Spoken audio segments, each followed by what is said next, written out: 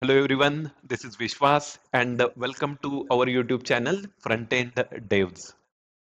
If you're passionate about the front-end web development or just starting your front-end coding journey, then you are at the right place. I have decided to start the complete brand new playlist on the core concept of front-end web development. In today's video and a few upcoming videos, we will discuss around the core concept of front-end development, starting from HTML, then CSS, JavaScript, and then we will cover the CSS advanced concept like CSS Flexbox, CSS Grid, and finally we will understand the complete responsive web development. Whether you are a complete beginner or just looking for level up or brush up your skill, then you got cover in this entire playlist. When you talk about the front end web development, in the fast moving world of front end development, we often hear the frameworks like React, Angular, Vue.js, or different CSS libraries like Material UI, Tailwind CSS, or Bootstrap. But at the core of every framework or web application or website, there are three main core concepts. The first one is HTML, the second one is CSS, and the third one is JavaScript. If your core concepts are clear, then you can work on any kind of a front-end framework and libraries and use those in your application to scale your application at a broader level. In this playlist, we will cover all those front-end core concept in depth, and at the end of the playlist, you have cluster clear understanding around all those core concept, and then you can use those concepts in your web application to enhance that at next level. So let's begin with our first video. Welcome to first video of our playlist that is on web development basics and HTML5 complete course. In this video, we will discuss on what is web development, then we will understand its two important part, front end and back end development and the different technology we are using in it and how exactly we can do the integration between both. Then we will talk on front-end web development core concept like what is HTML, CSS, JavaScript at the basic level and when and how exactly we can use them. After that, we will work on your local project setup and finally we will start our HTML5 development from basic and slowly we will move to the advanced concept and we will cover all those HTML functionality or the concept with the help of practical implementation. So without any further delay, let's straight jump into the video.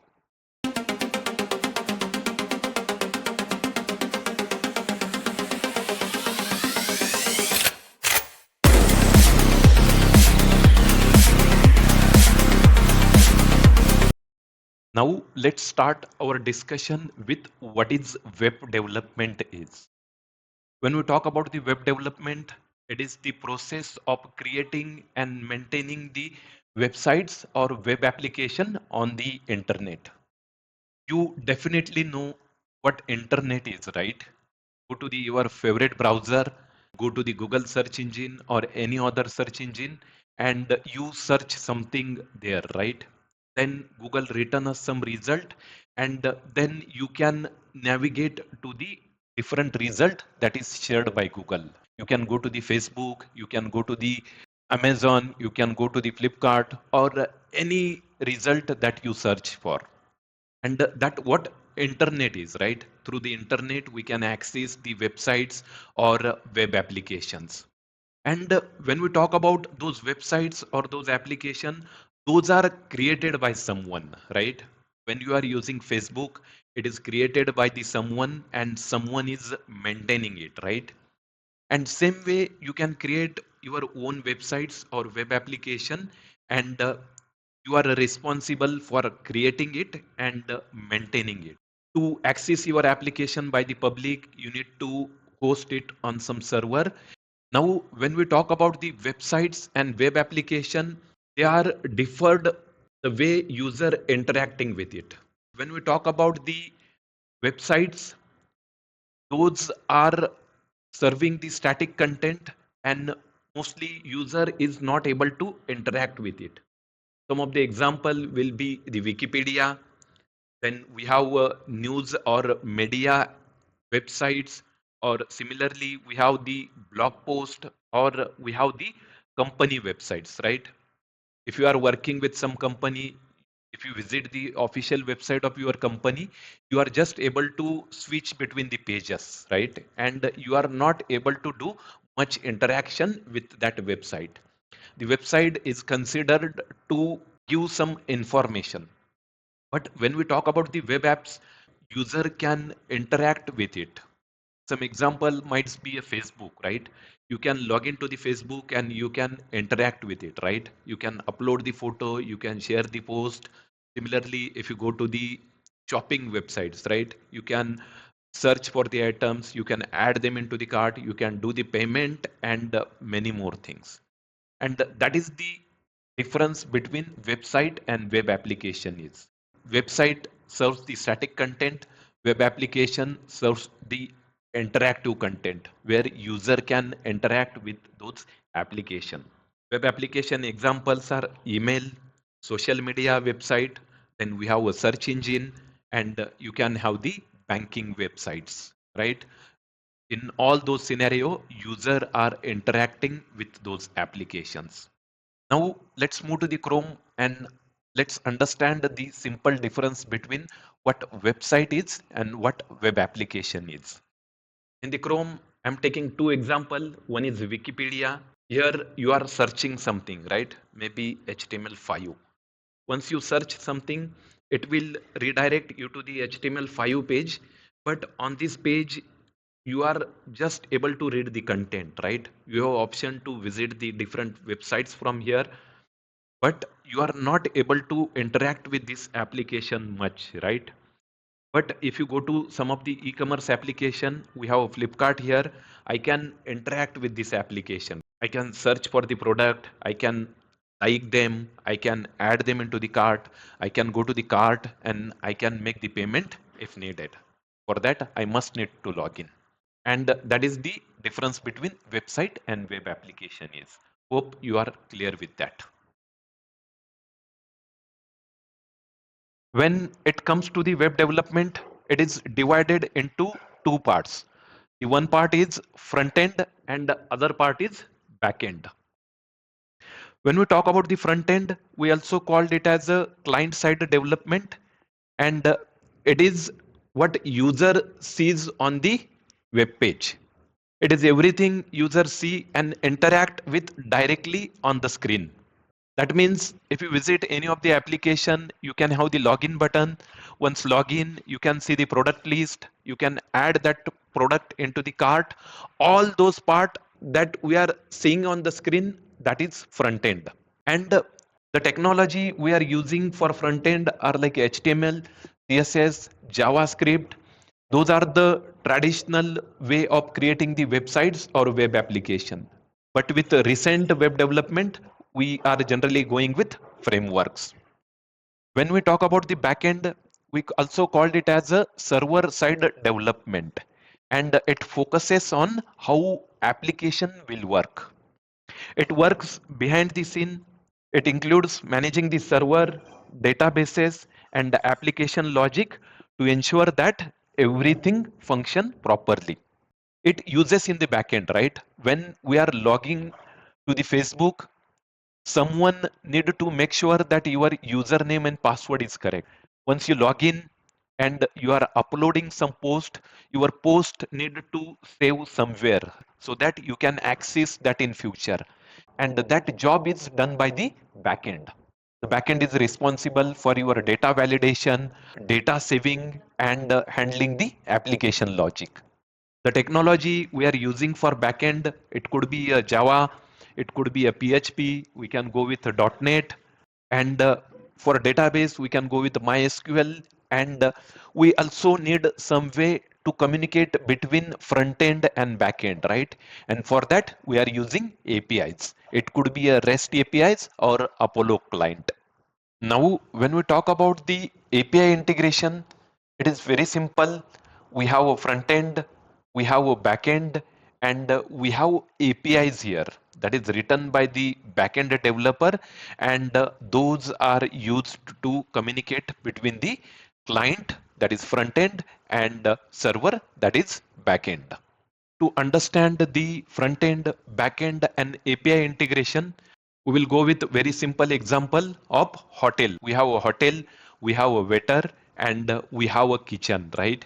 And in this case, the waiter is acts as a API here.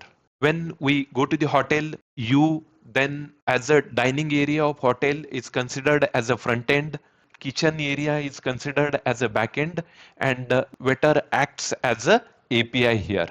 If you want to order any food, you can ask to the waiter. Waiter will go to the kitchen. The food will be prepared in the kitchen, and then waiter is responsible to serve food back to you. Same way, the front end will ask some data to the back end with the help of API. Backend creates that data, and then API is responsible return that data back to the client again. If you look at here, we have a front end, maybe like a hotel with a dining area. We need to order some food, and we have a hotel kitchen. You are not able to directly connect with the kitchen, right? Same way, the front end is not directly able to connect with the back end, and it's only connecting through the API. In case of hotel, it will be a waiter. Hope you are able to understand what is front end, what is back end, what is API, and how those are interacting with each other.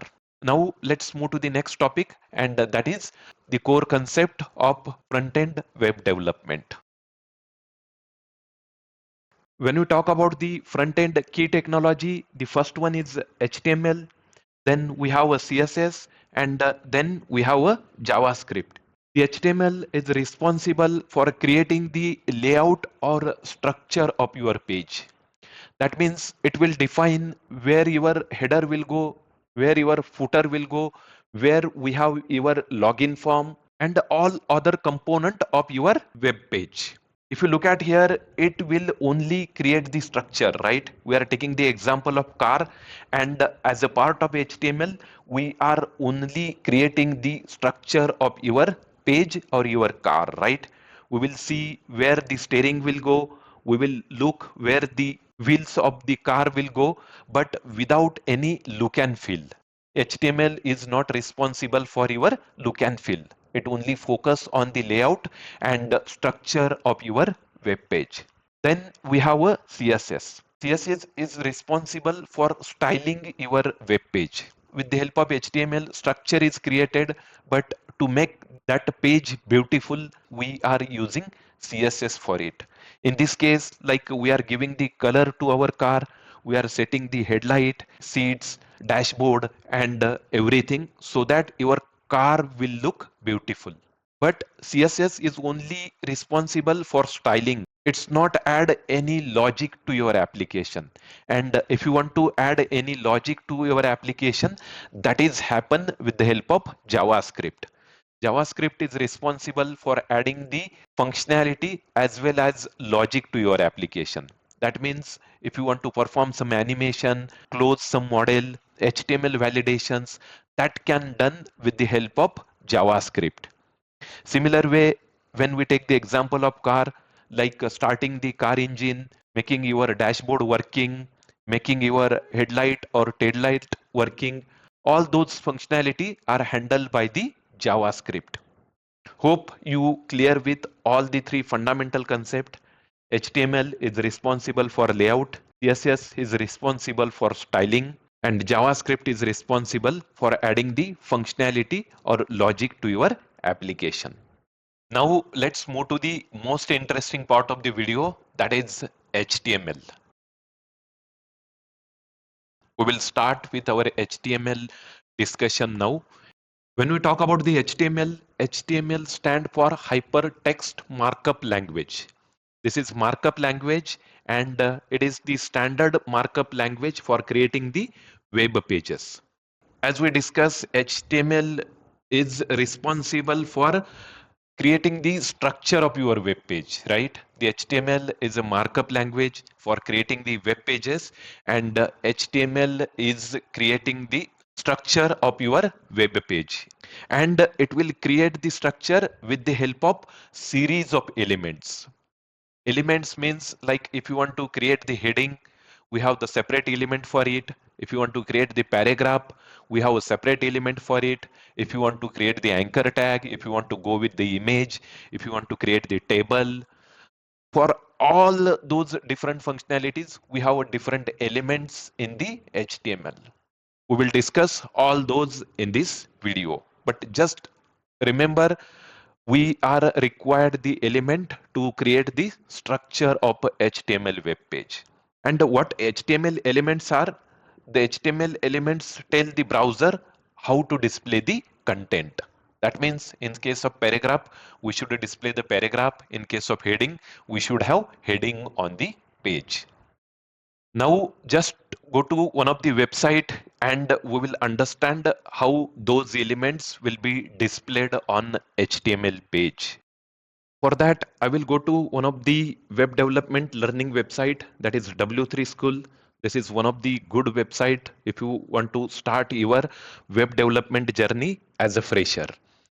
When you talk about the HTML, HTML define the structure of this page, right? It will define where your logo will go, where your navigation will go, where we have sign up button, where we have login button, then where we have this particular heading, where this image will be displayed.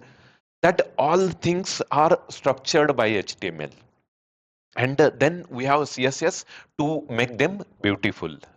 Hope you are clear with the HTML part. Now let's understand the local setup. For HTML local setup, we will require only one thing, and that is your laptop. Laptop or desktop, and in that laptop we should have two things installed. One is your text editor to write your HTML code, and the second one is one of the browser to display your HTML page. If you have those things installed, then you are good to start your HTML development. First, I will show you local development with very simple editor. That is, we will go with either Notepad or Notepad++. We will see how exactly we will create our HTML file, how we can display that file in the browser. And once you have some familiarity, we will move to the most advanced editor, that is VS Code. If you go with VS Code, it will give you some advanced development feature to make your development experience smoother.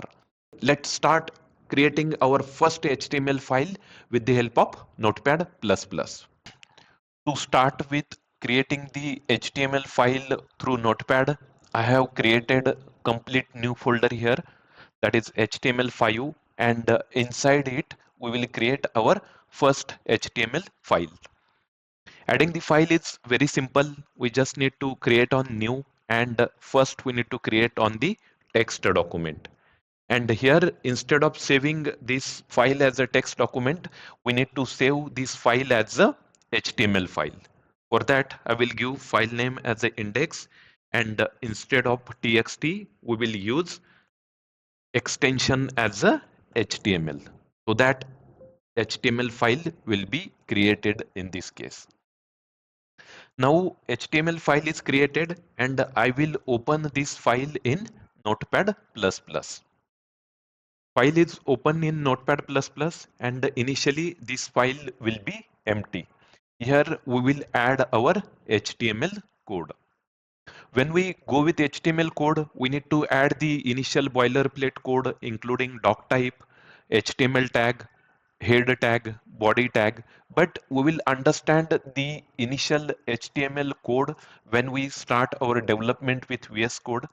In this Notepad implementation, I will only go with very basic elements or tags.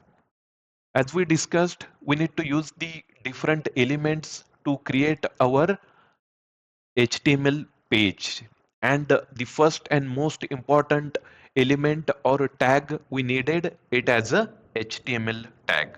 So let me add the HTML tag here, and we also need the closing tag, right? We discuss element is a combination of opening tag, closing tag, and inside it we can have some content. And now when we talk about the content, the HTML tag is a root element. We need to add all our content inside it. And here the HTML file is divided into two parts. The first part is head tag, where we have all the information about the metadata. Then we have the information about the viewport, and we have title in it. So let me add the head tag here. We need to close the head tag, and inside it we have some more elements. And then next part is body tag. Let me close the body tag as well.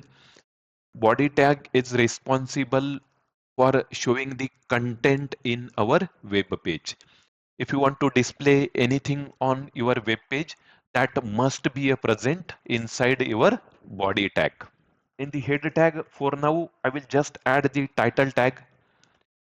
Let me close that title tag, and inside it we will give very simple title, my first HTML program. When we add this title will be visible on the tab of your browser. I will show you where exactly this title will be visible, but first let's add our body part. In body part I will go with simple two element. One is heading with h1 tag, and second element I will use paragraph. For h1 tag we can add any heading, but I will add heading as a HTML course. And in the description I will add this is my HTML5 course. Let's save these changes, and believe me, only this much changes we will require to start with our first HTML code. At root level, we have a HTML tag. Then inside HTML tag or HTML element, we have two more elements. One is head and another one is body. The head element contain all the metadata information as well as your title, and we can add required CSS, JavaScript if needed. And in body tag, we have all the content that is visible on your web page. Now let me save these changes, and if you open this file in the browser, you will see our first HTML page will be visible. I mentioned in the header tag we are using title, and that will be displayed here, and whatever data we are adding in the body, right, that is displayed on the web page. Here we have our h1 tag, and here we have our paragraph. Hope you are clear with this. Now if you want to modify the file, we simply go to the notepad, and again we can update the content as per requirement. Instead of using HTML course, I will use best HTML course here. When I save these changes and I go to the browser, you will see by default changes are not updated here. And for that, we need to refresh our web page. When we refresh the web page, the updated changes will be visible on the screen. Hope you are clear with how exactly we can create the HTML file, how we can edit it, and how that will be visible in the browser. Now let's move to the next local setup, and that is by using VS Code. To use the VS Code, we need to first download it from the Visual Studio Code website. The website is available here. You can click on it, and then you are landed on official website, that is code.visualstudio.com. You will see all the available options for download. We have Windows option, Linux, and Mac OS. And we will go with Windows with user installer. Once we click on it, it will start downloading your Visual Studio Code file, And once it gets downloaded, we just need to double click on it and follow the instruction, and then Visual Studio Code will be installed on your system. Now VS Code is installed on our system, and when you open it, you will see screen something like this. Something like this, or based on your version, you might be having the different screen. You can explore this tool little bit. On top we have file, and here we have different option. We can add the new file, we can open the file, we can open the existing folder. In edit mode we have different options, and in selection as well as when you go to the view, run, terminal and help, you can go with different option if needed. To start with the VS Code implementation, what I will do, I will open our existing HTML5 folder that we created in the Notepad++ implementation. For that, I will go to the file. Here I click on open folder, and we have option to open our folder, and our folder name is HTML5. Let me open this. Now, if you see here, our HTML5 folder is available, and we can add required file inside it. Whatever file we have created for Notepad implementation, I have deleted it, and now I can add complete new file here. The plus icon here, we can add the new file, add the new folder, but let's add the new file, and file name I will give demo.html. You can give any file name of your choice, but I'm going with demo.html, and now you can write your HTML code here. As I mentioned, when we are going with VS Code or such kind of rich editor, they will help to improve our development experience. To start HTML code, let me just add HTML here, and you will see we are getting the emit abbreviations here. That means when I click on this HTML5, it will give you all the initial code to start your HTML development. In the Notepad file, we have seen HTML tag, head tag, and body tag, right? It given all that code pre-written to us. We just need to start our body part to continue our HTML implementation. If you look at here, the first line is having the doc type, and this line is required to tell the browser we are using HTML document here, so that browser can treat this file as a HTML and enable all the required feature considering the HTML implementation. Then we have HTML tag. In the tag, we can also provide the attribute to provide more information about that element, but we will understand them later. Then we have a head tag. In head tag, we have the metadata information as well as title for your HTML page. And then we have a body tag. Inside body tag, we can add our HTML content, and I will go with simple heading tag here.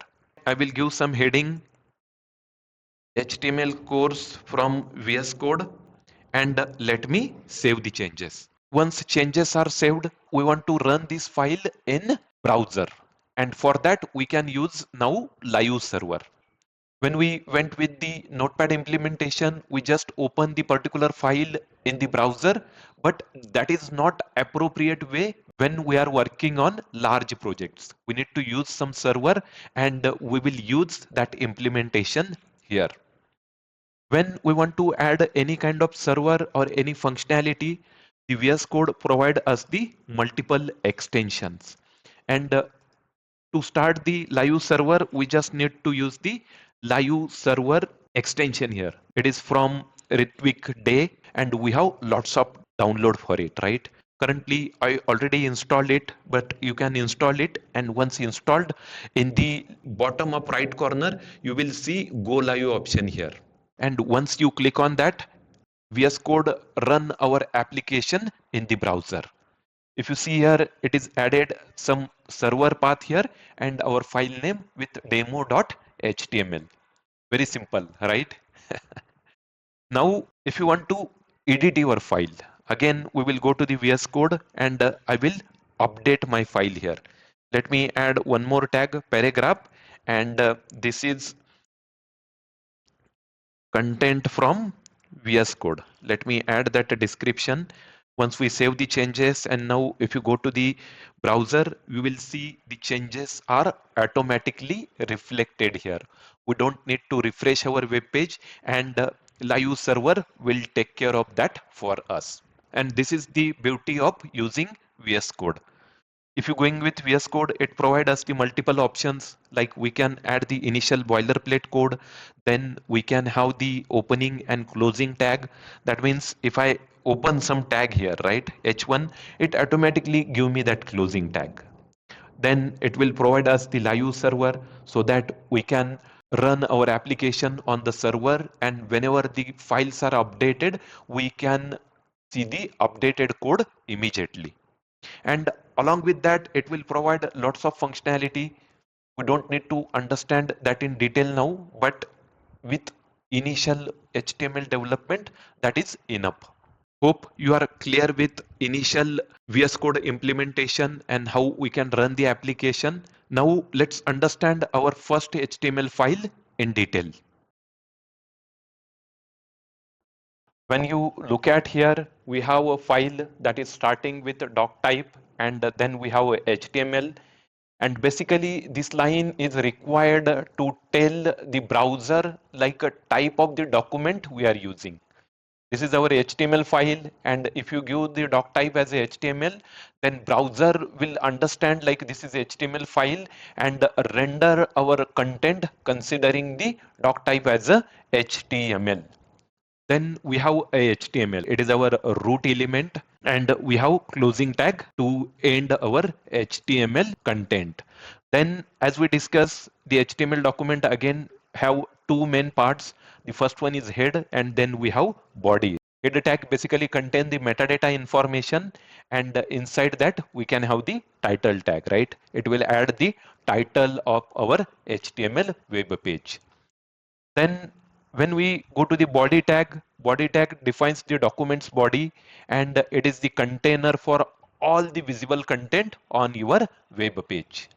Whether we are going with heading tag, paragraph tag, when we are going with H1 tag, it basically defines the element of the large heading, and when we are going with paragraph tag, it will define the paragraph of your web page. And now if you look at here, we are calling it as a element. The P tag is a element, and also heading tag is a element. The tag is not actually element. This entire sentence is considered as a element. It contain our opening tag, it contain the content, and it contain the closing tag. Now let's understand element as well, so you get better understanding. It is very simple. We just need to go with one statement. We have a opening tag, then we have a content, and then we have a closing tag. The example will be a H1 tag that is starting with the opening tag, then we having the content, and then having closing tag. Similarly for paragraph. We also have attribute in the element. When we have the opening tag, we can add the attribute inside it to provide more information about our element, but we will understand more around that as we proceed in this video. Hope you are clear with initial HTML file and the element that we are using. Now we will move to our very basic fundamental part, that is adding the different tags or different element into our web page. And we will start with very basic elements, that is headings. We can use the heading tag to define the heading of your section or subsection. It will help us to manage the web page in much better way, and it will help us with the accessibility, search engine optimization, and readability. We have six different types of heading tag starting from H1 to H6, and we will show them in action now. We already seen the example of H1 tag, right? What I will do, I will just copy paste the content now. I have created six different elements here. The first one is H1 tag. It's having some content and closing tag, right? Similarly, we have H2, H3 tag up to H6. Now let's save the changes and go to the browser. When I go to the browser, you will see heading displayed in our web page. This is our H1, this is H2, H3, H4, H5, and S6 with the smaller heading. When we are using heading on the web page, it plays the important role in the search engine optimization. Search engine optimization, we are using basically to search our web page through the different search engine, and we will understand them later, but this is one of the most important aspects we need to keep in mind. When we are using heading tag, the H1 tag, we are generally using the main heading of our page, and then H2, H3 and different tags we are using for section and subsection. When we are using heading, we need to make sure that we are using them in sequence, right? We should have H1 first, then for subsection we can go with H2, and same way we can go to the H6. Hope you are clear with all the heading tags. Now let's move to the next important tag, and that is paragraph. We can add the paragraph to your application with the p tag, and here we can add our content. Maybe this is paragraph. Let me save the changes, and if you go to the browser, you will see the paragraph is added here. The p tag is used to show the paragraph on the web page, and when we are using the paragraph, the multiple lines are not allowed. If you go here and if you type new line, or if you give some spaces, and if you add some spaces here, then by default p tag will remove all this. If you go to the Chrome and look for this, the paragraph is removed new line as well as all the spaces in it. This is how paragraph tag is working. Now, if you're looking for pre-formatted text, that means if I add the multiple line and spaces in my HTML file, then in that case, we need to go with pre-tag. The pre-tag is used to show the predefined content. Let's understand that as well. Let me revert all this. Yeah, and now we will go with next tag, and that tag is pre-tag. When we go with the pre-tag, we can add the pre-formatted content here. Maybe this is pre-formatted content. Then we can add the new line if required, new line here, and you can give the multiple line and spaces here, right? If you need this kind of formatted text, then we will go with the pre-tag. Now, if I go to the browser and look for the content, we'll see the content is formatted as we type in our HTML file. Instead of using pre-tag, if we want to have the text on multiple lines, we can go with the next tag, and that is BR tag. Let's understand the BR tag as well now. When we are on the paragraph, and if you want to go with new line, we can simply add the BR tag. The BR tag is self-closing here, because in BR tag we don't have any content, and if you don't have any content inside the tag, you can directly open it this way and just close it as a self-closing tag. Then I can add the new line here and save the changes. Now you will see we are using paragraph here, but as I have added the BR tag, it will show the content after BR on next line. If you go to the browser and look for the content, now you will see our paragraph is divided into multiple lines. Same way, if you want to go with the multi-line text, we can add the multiple BR here. Now let's understand the next tag, that is HR tag. The HR tag we are using to show the horizontal line on our web page. Consider we have a heading tag H1, H2 and H3, right? And after H3, if you want to show the horizontal line on your page, we can do that by using HR tag. The HR tag again self-closing tag, because it's don't have any content. I have added one HR tag here, and the same tag I will add after H4. And you will see the two lines added. One is before H4 and another is after H4. So let's go to the browser, and now if you see here, you will see the two lines are added by the HR tag. Hope you are clear with this four tag. When we are going with the p tag, it is used for showing the paragraph. Then we have pre-tag. It is used to show the pre-formatted content. Then we have a BR tag. It is self-closing tag and used to divide your content into multiple lines. And then we have a HR tag to show the horizontal line on your web page. Now let's talk about the next tags, which is related to formatting of text. In our web page, we might be having the requirement to show the text in bold, italic, underline, and for that we can use three different tags. Now let me add all those three tags one by one. The first one is B tag, and here we have bold text. Then next tag is I tag, and which is used to show the italic text. Third tag we have underline tag, that is U tag, used to show the underline text.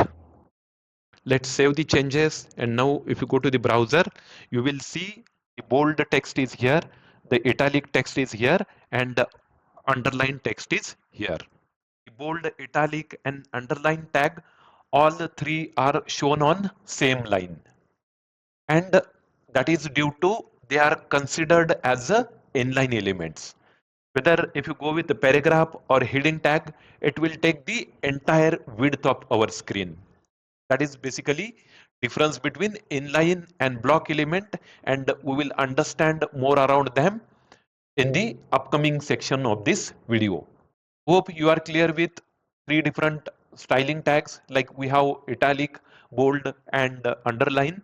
And now let's understand the next tag, that is related to strong and emphasizing your word.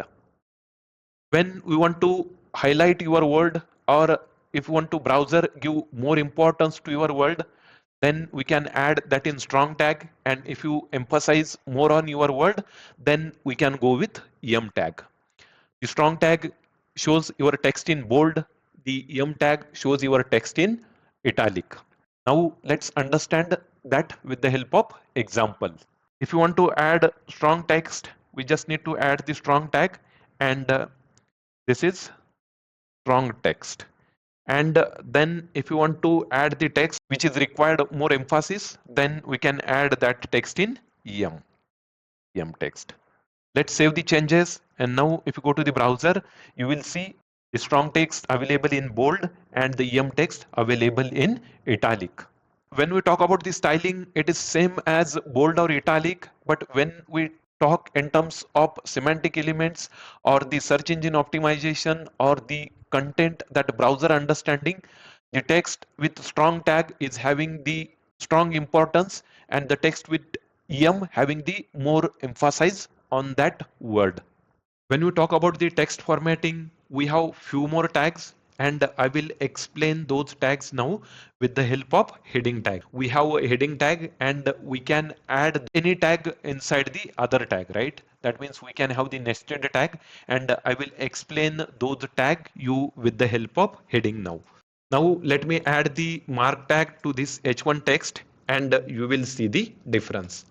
Here I have added the mark tag. Let me remove this closing tag and add it after h1, and let's save the changes. And now if I go to the browser, you will see my h1 is highlighted in yellow color. That is the use of mark tag. Then next tag is delete tag. We will do that for h2, and we need to use del here. Let me cut the closing tag and add it after h2. Let's save the changes, and when you go to the browser, you will see that h2 is basically shown as a stripped. After that, we have two more tags.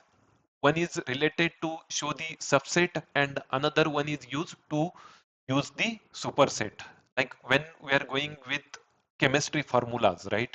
We have H2O, or we can have the CO2, or when we are going with math, right? We can have the square of number, right? To show the content on the top of some text or below some text, we are using the sub and super tags, and let's understand that as well.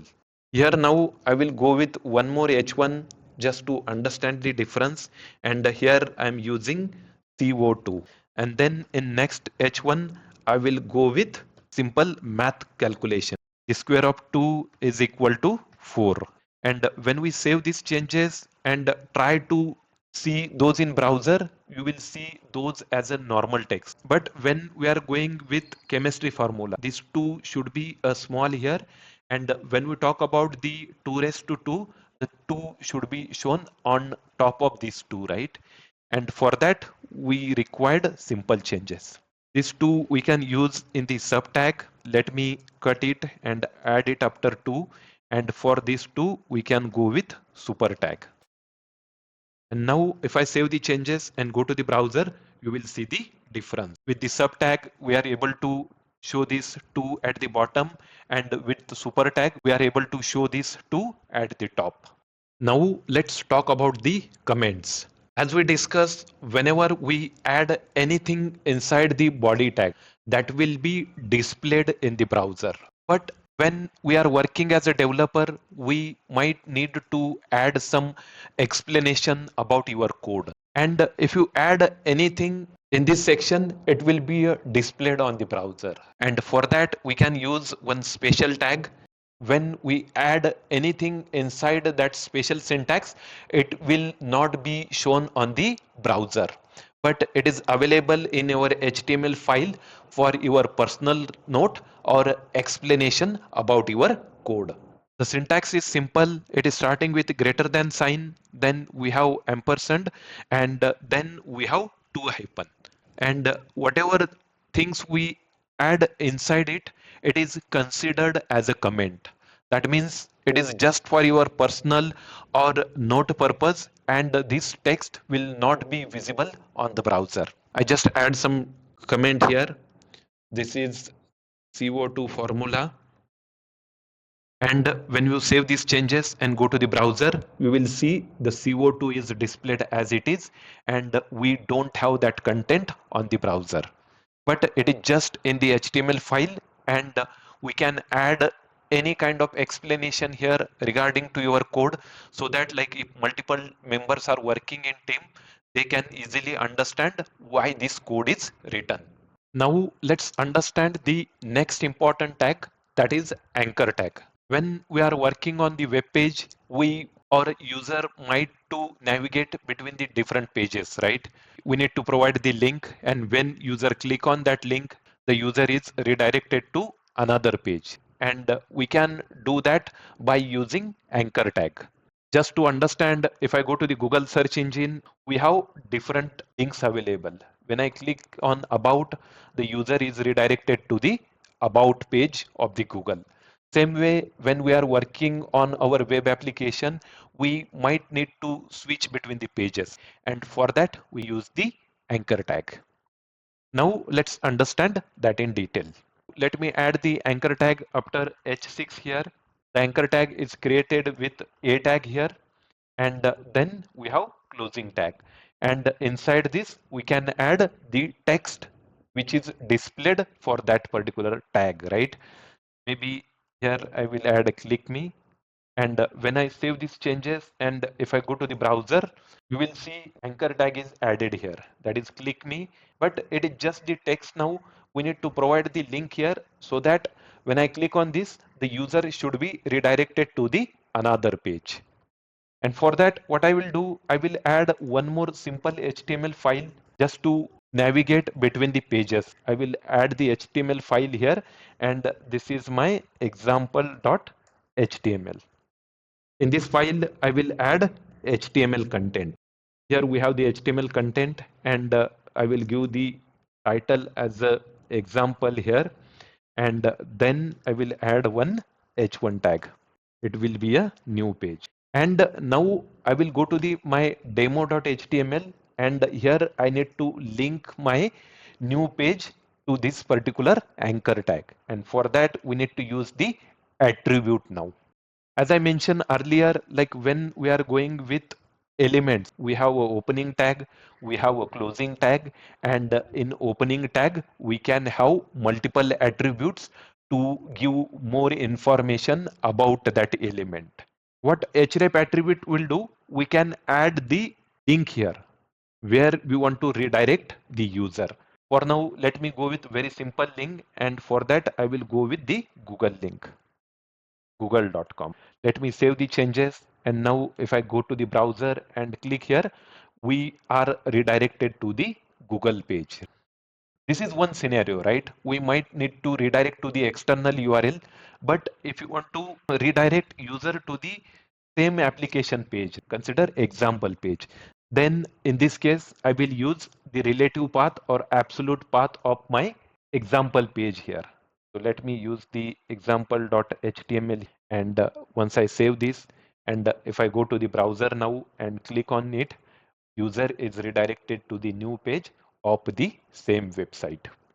Now let me go to the main page again. When I click on this link, the user is navigating to the new page in the same tab. We might be having the requirement that when user click on this, user should be redirected to the new page, but that page should be open in new tab. And for that, we can add one more attribute, and that attribute name is target. When we are using target, we need to use the value as a underscore blank. And now when I save these changes and try to click here, you will see the new tab is open and page is opened in the new tab and our existing page works as it is. After that, like when I over on this link, I'm not able to see why this link is created. All through like we have this text, we can give the meaningful text, but if you add more information, we can add one more attribute and that attribute name is title. And in title, I can add anything. This is link. And now if I go to the web page again and just over on this link, you will see small tooltip here and it's showing that this is the link. I think this is all about the anchor tag. The anchor tag is used to redirect user to the new page. We can use the external URL here as well as we can use the application URL so that user can navigate to the different page of the same application, and we can add the target is equal to underscore blank to open the link in new tab, and we can also add the title if needed. I think that's all about the link tag. Now let's move to the next functionality, that is adding images to our web page. When we want to embed or add image into our web page, we need to go with image tag. Let me add that after H6. Things are very simple. We need to start with img tag, and we don't have any content for it, right? So we need to add it as a self-closing tag, and we need to provide the path of our image here, and the path need to provide in the src attribute. We can use the any image that is available on the internet, or you can take the images from our own folder. So let first go to the Chrome and we will search for a very simple image, and then we can use that image. And when we right click it, we just need to copy the image address and we can add that address here. I think it is the big address. Let's save it, and if you go to our application now, we will see the HTML5 image added here. Simple, right? Same way we can have the images on local, right? Just for demo purpose, I will add this image and I will add that into the HTML folder, and inside the HTML folder, generally we need to store the images in images folder. So I will create one images folder, and inside this, I will save this image as a HTML5 image. Once that is done, go to the VS Code, and instead of using this large image path, we can just use the image that we are using here. In the images folder, we have HTML5 image, and I can simply add that path here. It is starting with images, and then we have HTML5 image. Let's save the changes, and you will see the image is displayed as expected here. When we add the image, we need to add the one more important attribute, and that is alternate text. Maybe due to some reason, if you are not able to load the image, let me give the wrong image name and then you will see the difference. Here we are seeing small image icon. That means the image is not available, but a dummy icon is shown here. And in this case, we can show the alt text. The alt text will give the information about the image, and due to some reason, if the image is not loaded, then we can able to guess the image from that alt text. Maybe HTML5 image, right? Let me save this, and if I go to the browser, see here, like in this case, image is not loaded, and we will see the alternate text. But if we have the valid image, if my image is loaded, then we don't see alt text. The alt text is only visible if your image is not available or due to some reason image is not loaded. Hope you are clear. After that, you can set the height and width to your image, right? If you think that your image is too big and you want to adjust it height and width, you can do that. And for that, we need to use two more attribute. One is height. Let me give height with 50. If you go here, you will see the image height is reduced, right? And it's adjusted its width accordingly. We can set height and width both the property, but those should be set in the proportion so that your image ratio maintained. I think that's all about the image tag. We have covered all the basic tags that is required to start your HTML development. We have covered all the basic tag here to start your HTML implementation. We started with heading tag, where we discussed the different types of heading starting from H1 to H6. Then we discussed on the paragraph tag. We looked into the formatting of text by using bold, italic, underline, and finally we covered two major elements. The first one is anchor tag to add the link in your web page to switch between the pages, and after that we worked on image tag to embed the image into web page. This is the basic tag to start your simple HTML implementation. You can try to implement those tag by your own. And now let's move to the next section of the HTML, that is intermediate section. In this section, we will focus on intermediate tag of the HTML, and we will cover three important elements here. When we talk about the level 2 section of the HTML, we will focus on three different elements. The first one is list element, which is used to show the ordered and unordered list of items. Then we will talk about the table, where we will arrange the data in the row and column format. Then we will talk about the forms. Basically, it is the collection of user input, and here we will see the different available elements, including input, checkboxes, radio buttons, text area with their multiple attributes. Now let's start with the list element.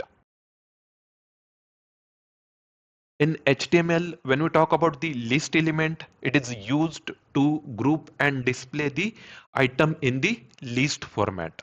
And we have three types for it. The first one is ordered list, where we are showing the list in the numbered format.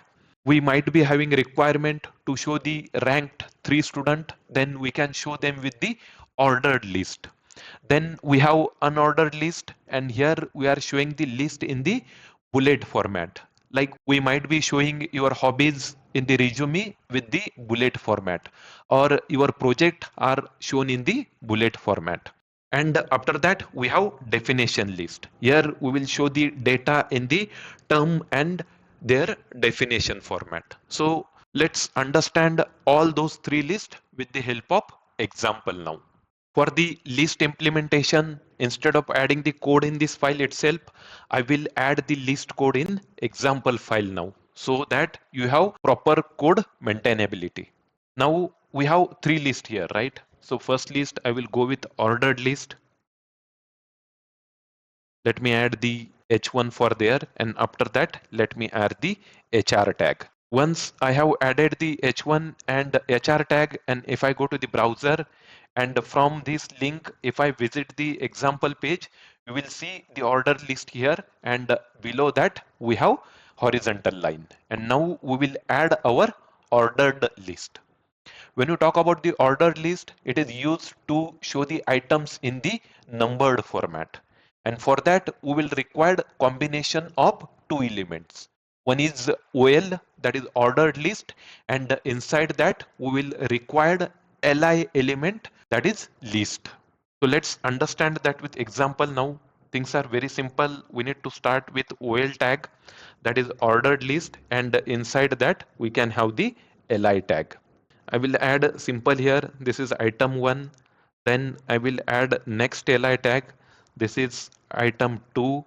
And then I will add third li tag, right? It could be a item 3. And only those changes are required to show the ordered list. We need to wrap li in the OL element. Let's save the changes. And now if I go to the browser, we will see the data is shown in the list format with numbered input. Hope you are clear with order list. Very simple, right? Now let's move to the next list, and that is unordered list. For that, again, let me use the h1 and hr tag, and instead of order list, I will use unordered list here. Unordered list, it is very simple as of order list, but instead of OL tag, we need to use the UL tag. OL is for order list, UL is for unordered list. Let me copy this, and if you paste it here, we just need to change the order list to unordered list here. Save the changes, and if you go to the browser, you will see now list is available in the bullet format, and that is what unordered list is. Simple, right? Now let's move to the third list, and that is definition list. When we talk about the definition list, it is used to show the data in the definition term and its definition detail format. And for that, let me again copy the h1 and hr, and here I will update the title to definition list. When we talk about the definition list, we are using three different elements. The first element is a DL, that is definition list, and inside this element we have two more elements. The first one is definition term, and the second one is definition description, that is DD. Let me add the data here. Let me add HTML in the definition term, and its description is HTML is used for structure your page. Let me save these changes, and now we will see in the browser how exactly it will look like. It is looking something like this. We have the definition term here and the definition description here. Similarly, we can add more definition if needed. Let me go with next term, and that is DT again, right? And here we will use the CSS. Definition description, we will use CSS is used for styling. Let me add one more DT, and that is with JavaScript now. And in description, we will add JS is used for logic. Let's save the changes. And now if you go to the browser, you will see the list definition in this format. Hope you are clear with all the three lists. The first one is order list to show the data in the number format. Second one is unordered list to show the data in bullet format. And third one is definition list to show the data in the definition term and definition description format. To understand more details, like you can add the comment here as well, right? If you're not able to understand the term, you can add the ordered list here. That means OL. Then for unordered list, we can add the unordered list. Here li will be list item. Then if you go down here, DL means definition list. Then DT means definition term, and DD means definition description. This is how we can add the comment for your code for your reference. And this code is not available when we see in the web page. I think that's all about the list item and hope you are clear with this. Now let's move to our next element, and that is HTML tables. When you talk about the HTML tables, it is used to display the data in the structured and the tabular format with rows and column. In our daily life, we have multiple scenarios to use the table, right? We might need to show your exam schedules. We might need to show the student information. We might need to show the exam result, cricket score, and there are n number of examples where we required a table in daily life. And in this case, the HTML table will be helpful. When you talk about the HTML table, it's having four important elements. The parent element or the container for everything is a table element. If you look at here, the four elements are listed here, and the table element is basically the parent container for your entire table. And in this table, we have three more elements. The important element is a tr, and which define row of your table. That means if you want to add any row in your table, that is defined by using tr element. And once tr element is defined, we have two more element, that is th and td. Th and td are used inside the tr element, and they define either table header or table data. When we use the th element, it is used to define the table header, that is the first row, and by default, like that is centered and bold in, and the td element is used to define the table data. That means the second and subsequent rows of your table. If you talk about the use cases, as I already discussed, we can use it for the financial reports. We can use to prepare the exam schedule or any kind of schedule, and it is used in the data set where we are using the grid layout. Now let's understand those four elements with the help of theoretical example first, and then we will move to the actual implementation. Now, if you look at here, I am creating one simple table where I have two rows and two columns. The first row contain the table header, that is name and age, and the second row contain the table data, that is name of the person and age. Now, if you look at the code at the root level, we have a table element and it acts as a parent for everything. Then we have a tr element, right, which will define your table row. In this case, we have two rows. So we will require the two tr elements. This is the first row. Here we have the tr closing tag, and this is the second row. Inside the table row, we need to add either th or td. For the first row, we are going with the table header, and we have two column here. For that, we need to add two th tag. The first one is for name and the second one is for age. Here we have only two columns. That's why we are going with two th. If you have three column layout, we need to add one more th. If you have four column layout, then we have four th here. Then we have second table row, right? And here we are adding the table data now. Again, we have only two column. So first column will be the name of the person and the second column will be the age. Now, if you want to add one more row, then we just need to copy this entire tr and paste it below and update these necessary values. And that is how we are working with table. It is combination of four important elements. The first one is a table.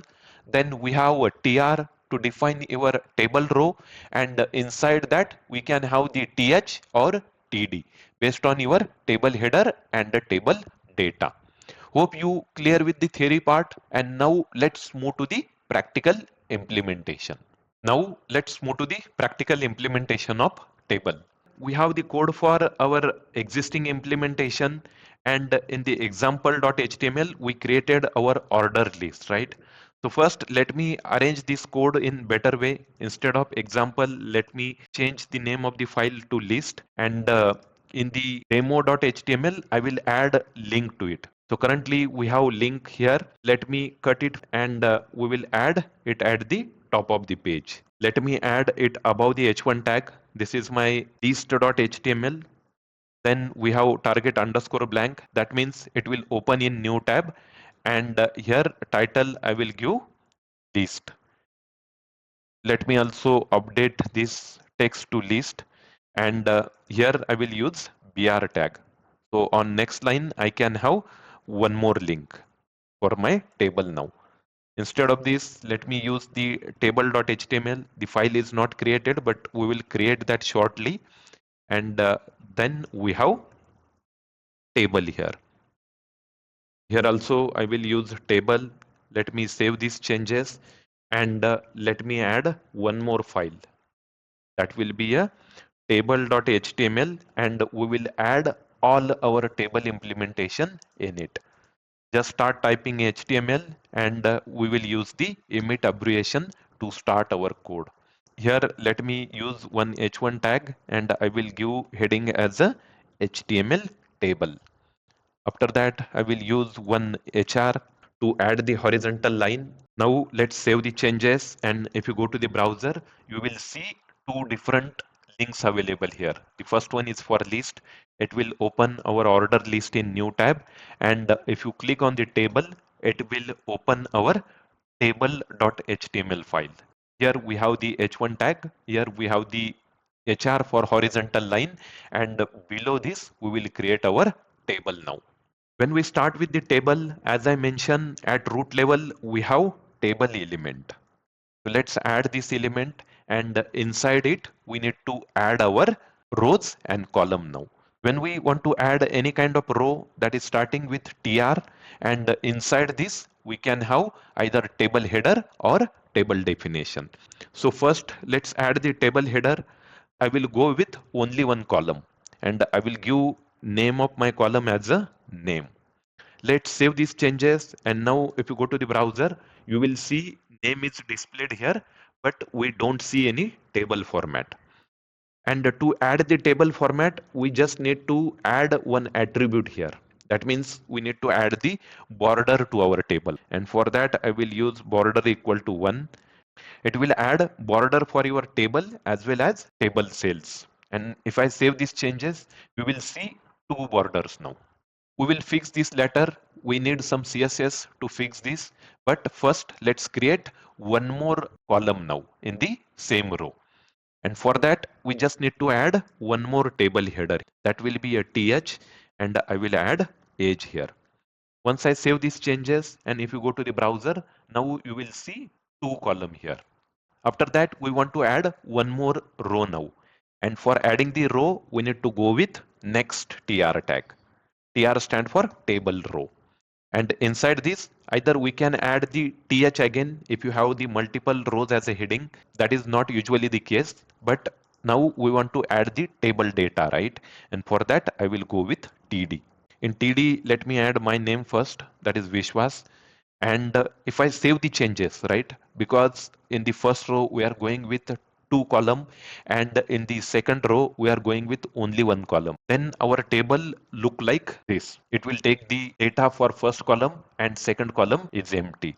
And to add the second column, we need to add one more td and that is age now. Let's save the changes and if you go to the browser, we will see two rows and two columns now. If you want to add one more row, we need to just copy paste the entire tr and let add it here. I can give any name. Vinay and age could be 35. Let's save these changes and if you go to the browser, you will see one more row is added.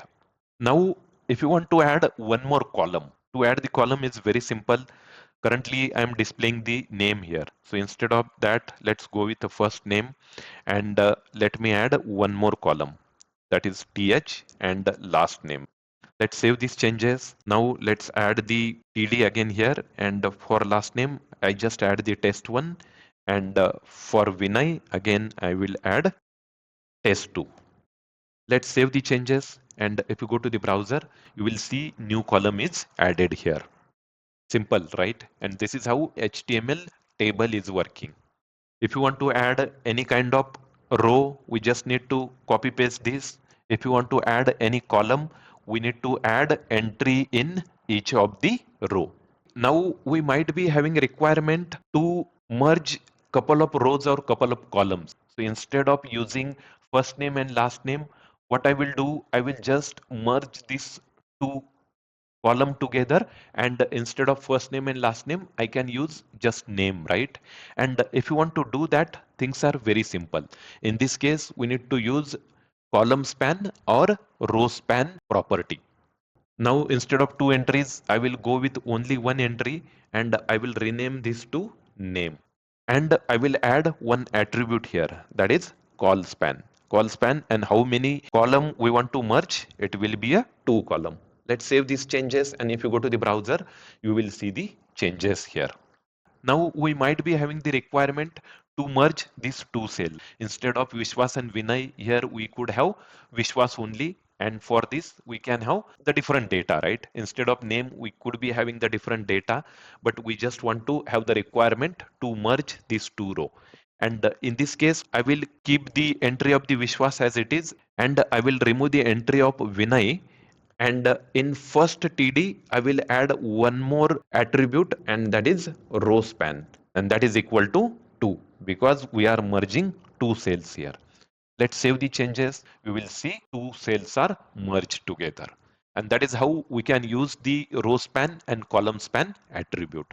If you want to merge two cell in one row, we can go with column span. If you want to merge two cell in different rows, we can go with row span. Hope you are clear with this. Now we have one more last thing when we discuss about the HTML tables, and that is semantic elements. The semantic elements are basically used for better accessibility, readability, and search engine optimization. And we can discuss them in the advanced section of the HTML. But first, let's understand them in short. When we talk about the table semantic elements, we have three elements for it. The first one is T head, then T body, and T footer. When we add this element, it will not change look and feel of our table, but it will add semantic structure to our table. That means browser will understand where your header will go, where your content will go, and where your table footer will go. And basically, we are using this element to group part of the table for better structure and readability. And they are often used for styling and accessibility. That means if you want to access all the data rows, right, then we can have that in T-body, and we can add the same styling as well as we can apply some JavaScript to it. And same we can do for the T header, that is T head and T body. If you talk about the T head, it contains the header row of the table. Then T body, it contains the body rows of the table. That means all the TD tags. And if you talk about the T foot, basically it's contain your footer. And footer are generally used to show the summary of your table. Now let's go to the VS Code and just add those tags. That will not change your table style, but it will group the element together for better structure and readability. In the VS Code, we have table header here. So we just add the T head here. Let me cut it and add after this TR. This is the T head. We added it for our table header, and it structure our table in better way now. And here we have two rows, right? And that define your data. And for that, we will add T body. Let me cut the close tag, add it below. And then we will just format our text little bit. Let's save the changes. Same way, if we have some footer, we can add T-foot element and wrap our footer inside it. If you go to the browser now, our table looks as it is, but now it is well structured and it's add more readability. Hope you are clear with the HTML tables. Try to implement table by your own and get more understanding around it. I think that's all for the table. Now let's move to the next HTML element. After HTML table, now let's start our discussion about the HTML forms. When we talk about the HTML form, it allows user to submit the data to the server for processing. That means when we are logging to Facebook, right? You need to type your username and password, then your data will be sent to the server, and if you provide valid data, then and then you are able to log in. That way, forms are basically used to collect the user input and send that data to the server. When you are newly logged into Facebook or any system, we need to sign up, and in that case, we need to fill up the entire form, right? It could be your name, phone number, email address, your gender, residential address, and then you are submitting the details. For submitting those details, we also need to use the HTML form. Maybe you are submitting some survey. To submit that survey, we will require HTML form. Also, if you go to any of the company website and if you go to the contact us page, we need to fill up all the detail to submit our detail to that company server. That's why form is very important and useful in the cases where we want to submit our data or user input data to the server. If you look at here, forms are essential for collecting the data from the users such as login credential, personal information, or survey responses. Simple example here. If you plan to buy new home, then visit that sales office and there we have the registration form, right? Where we need to provide your title, then your name, your address, email, phone, date of birth, your preferences, whether we are going with 1 BHK, 2 BHK or 3 BHK flat, and you can provide more information details that what specifications you are looking for. And this is the example of HTML form. This could be a hard copy form, online property, right? Then we need to submit all this information and then it will go to the server and then salesperson will call you. Simple, right? This is the basic theory about the HTML form. Now let's move to the VS Code and start our form implementation. Now for form implementation, I will again create one brand new file and that is form.html. Let me add all the form implementation here and we will go to the demo.html and here I will add one more link to your home page. Path will be form.html as I have created the file name with form.html and then the file is for and the content will be form. Let me add one BR tag here so that new link will go to the new line. Let's save the changes.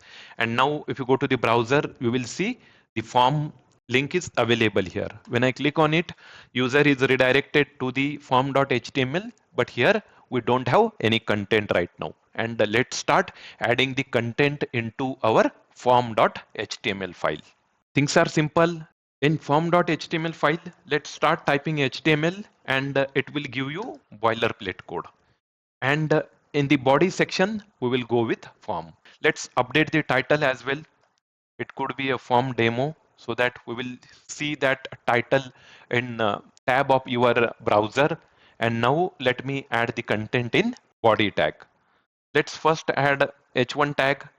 It will be our heading and heading will be HTML forms. After that, let's add one HR tag for horizontal line and below that we will start adding our form.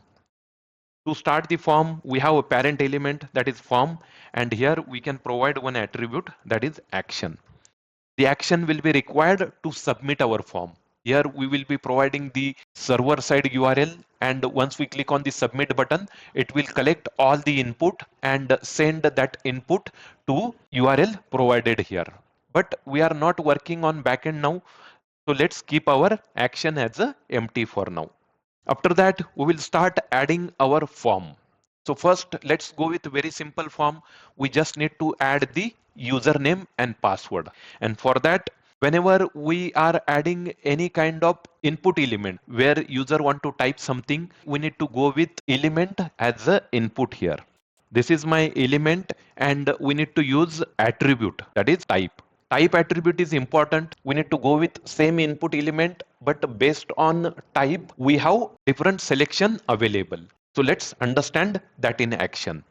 When we want to go with input where user can type something, the example may be username, we need to go with input type equal to text. Let me close this tag and save the changes. And now if you go to the browser, you will see one input element is available here. Here I can type anything.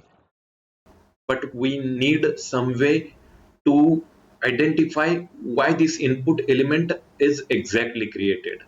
That means either we need to add some placeholder text to show that like it is username, or we need to add some label to it. And for that we have two different options. The first one is placeholder. The placeholder text acts as a dummy text until I type something in the input box. Let me add the placeholder here, and here I can add the username. Let me save the changes, and if I go to the browser, we will see the username is available here. When I click here, nothing is happen, but when I type something, that placeholder text will be gone. This is how we can add the placeholder, and now let's see how exactly we can add the label as well. For that, let me remove this placeholder for now, and we need to add the label element here. It is a label. It's having the opening and closing tag, and here I can use the username. Let me use the colon, save the changes, and if you go to the browser, you will see the label text now added here, and it is mentioning that this input box is created for typing the username.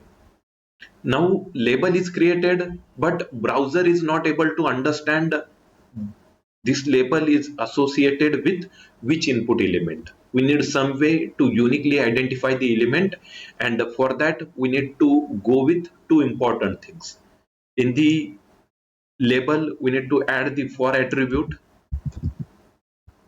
and in the input element, we need to add the ID attribute. The ID attribute plays the very important role in the HTML, and it is used to uniquely identify the element. We also need this ID element when we are working with CSS and JavaScript to identify our element, so we can add some styling as well as JavaScript to it. Now this element is added, and we need to make sure that the value of for attribute and the ID attribute will be same. Here I am going with username, and the same name we need to provide in the ID attribute. Hope you are clear with this. The next important attribute is name when we talk about the input elements, and this name is used to specify the name of your input element or any kind of element in the HTML. This name is basically used to reference the element in the JavaScript as well. And when we are submitting our form, this name attribute is used to take the value of our input element and pass that data to the server. That means if I go with the username here, something like this, it is username. Then when I submit the data is passed as a object here, and the key will be username, and data will be whatever value I will type in this input element. That's why this name attribute is very important, and it is used to take the reference of submitted data. Let's save the changes, and if I go to the browser, our input element is working as expected. Hope you are clear with initial thing. Now username is added, and we need to add password. And for that again we can go with same input field. Let me use the label element again. Label element in for we need to go with password now. It would be a password, and in the label content we need to provide the label here. It would be a password. Let's save the changes and add input field now to type your password. Let me go with type equal to text, and for name I will use password here. Let's close it, save the changes, and if you go to the browser, now you will see we have username here, and we have input for password. And when I type password, it is in the text format. We are able to see the character, and that is not our requirement, right? When we go with the password, it should be encrypted, or we should see some dot or star in this input box. And for that, instead of using this type as a text, we need to use password here. Let's save the changes. And now if you type your password, it is in the encrypted format. And this is how we can use same input element with different type to adjust the different element. Now our username and password are present in the same line, and for that we can simply add the br tags. Let me add one br tag so that your password will go to the new line, and if you add one more space, let me go with one more br tag. If you save this, now you are able to see proper username and password. Next thing, let's understand how exactly we can add the radio button. We might be having the requirement to add the gender, whether you are male or female. In this case, we need to go with radio button. We have only one selection available from two, and let's now understand how exactly we can add the radio buttons. Let me go with 2br here so that we have the radio button on next line. And for that, I will again use label. For property is for gender, right? Let me give the content as a gender so that that label will be visible on the screen. And now I will add input element. Input type will be radio now. And here I will add value property, male, right? Instead of now directly closing it, I will have the opening tag, then I will add the content here, and then I will provide the closing tag. Let's save the changes. And now if you go to the browser, we will see mail is available here, and we are able to select it. Same way, let's add one more input for female now. Let me copy paste it, and instead of male, let's have female here, and value will be female.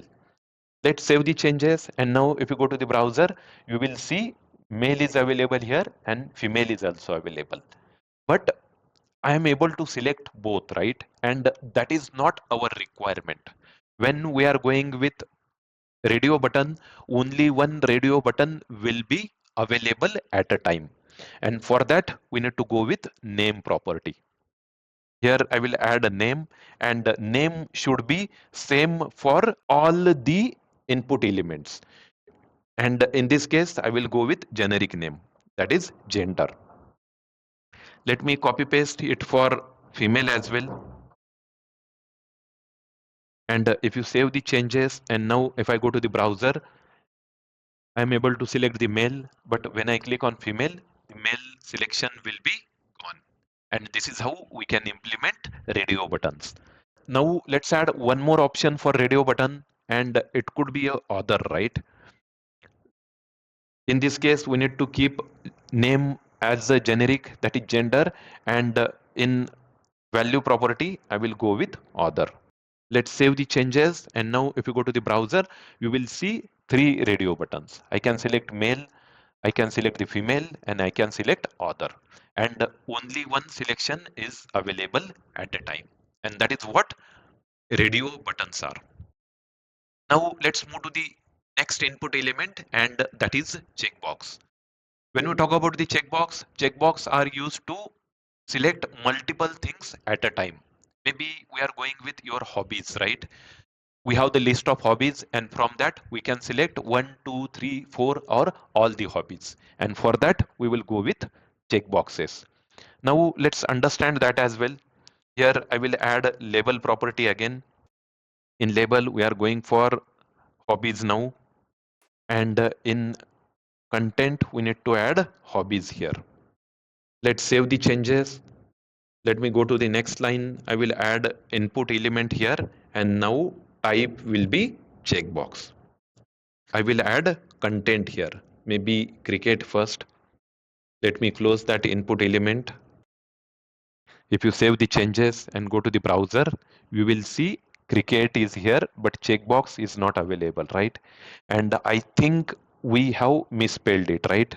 It should be a checkbox. If our type is incorrect, by default, it is taking input type equal to text. Let's save the changes. And if you look at here, now I'm able to see the cricket.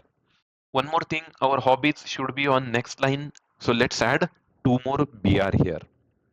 Now hobbies available on the next line. Here I am able to check for the cricket and I will add more hobbies now. Let me just copy paste it and I will add three values here. It could be a hockey and it could be a reading, right? Let's save the changes and if you go to the browser and click here, we are able to select the multiple values. We can select one, two, or all. And to read those values, right, we also need to add the name property. And for name, we can go with different values now. It could be a cricket, for hockey, it could be a hockey, and for reading, it could be a reading. This name should be in lowercase. Let's save the changes and now we are done with our hobbies. Let me add also colon here so that it looks good. And now our hobbies is also ready. Till now we have covered four different elements, right? We have input element, we have a password, we can have the gender with radio button, and we can have the hobbies with checkboxes. Now let's add the next button and that is drop down selection. We might need to select one value from multiple drop downs, right? And in this case, now we will go with next element and that element is select. We need to add the select element here and for name, we can go with maybe country. We might need to select the country from multiple values. And to show the drop down option, we need to go with element as a option here. Option, we need to pass the value to it. It could be India. Then we need to pass the content to it and it would be a India. Let's save the changes. We will see drop down is available with India here. Let's move this drop down to the new line and also we need to add the label to it. For that, I will add two BR here and I will add label as well. Label and for we need to add country because your for value and name value should be same. And when we are using these values, whatever value we are seeing here, that is available in the drop down here. And this name property is used to send value to the server. This is not self-closing. We need to add country here, colon, and again we need to close our label. Let's save the changes and now we have country option available here. Now we have added only one countries, right? Let's add more countries and for that we can go with multiple options here. Value could be England. Let me close this and here we need to add England in content so that it will be visible in the drop down. Here India is available, now England is available. Let's add one more country and then we will move to the next option. In the value I can add maybe USA. Let's close it and again in the content we have USA. Let's save the changes and now if you go to the drop down we will see three different values here and that is what HTML drop down is. We can have the multiple values and we can select one value at a time. Now we might need to select the multiple values, right? And for that we need to add one attribute here and that could be a multiple. Let's save the changes and if you go to the browser, here we have option to select the multiple values. For that we need to select the control and by using mouse we can select the one or multiple values. Hope you are clear with input selection. Now after drop down selection, let's talk about the next element and that is text area. We might be having the requirement to show the comment or a descriptive text and in that case we need to go with form element as a text area. Adding the text area is simple. For that we can use the text area element and we just need to add the required text here. If you want to add any text inside it, we can add that, but that will be visible in your text area. Example, this is description. Let me save the changes and now if you go here, we will see the text area with the content already added, right? But generally that is not case, right? We have the empty text area and we can add text inside it. But might be in some cases we need to pre-filled our text area, right? Maybe like when we are going with edit mode, we might need to persist previous values, and in that case we can use the content here. For now I am removing this and save the changes. Here now text area is empty without any content, and we can add label to it, right?